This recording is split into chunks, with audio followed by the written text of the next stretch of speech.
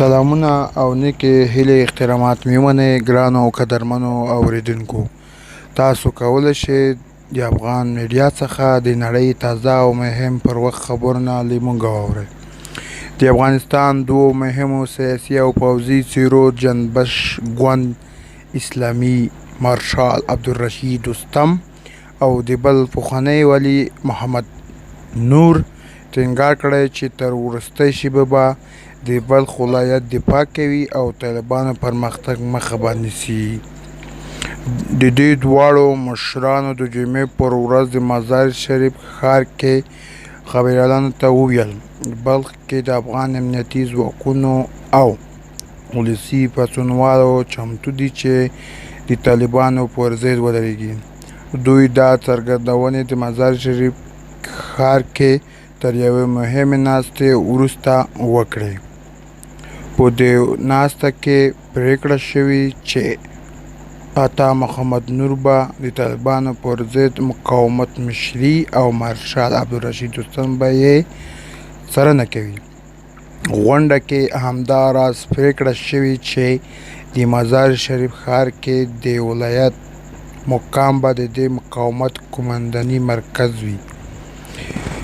مارشال عبدالرشید دوستم ادعا وکړه چې شاوخوا 2,500 تجربه لرونکي کسان یې د طالبانو پر وړاندې مقاومت لپاره چمتو کړي او ډېر ژر به وضعیت بدل شي.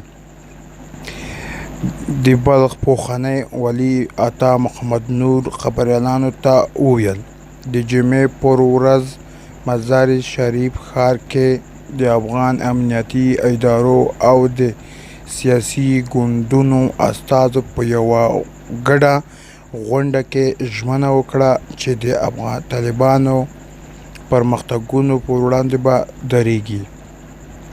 په ورته مهال د افغان ولسمشر لومړی مرستیال امرالله صالح پر خپل ټویټر پاڼه لیکلي د جمعې پر ورځ کابل کې د ولسمشر محمد اشرف غني په مشرۍ د ملي امنیت جلسه کې پریکړه وشوه چې د طالبانو پر ضد به درېږي او ملي مقاومت به پیاوړی کوي.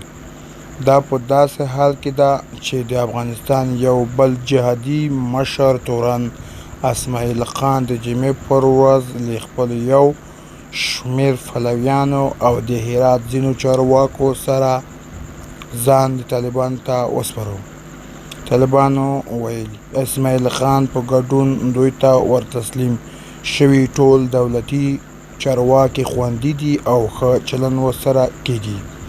د دې ډلې د هرات، کندهار او ځینو نورو مهمو ولایتونو له نیولو وروسته پر افغان چارواکو او امنیتي کسانو غږ کړی چې د جګړې ډډه وکړئ او وسله کېږدئ.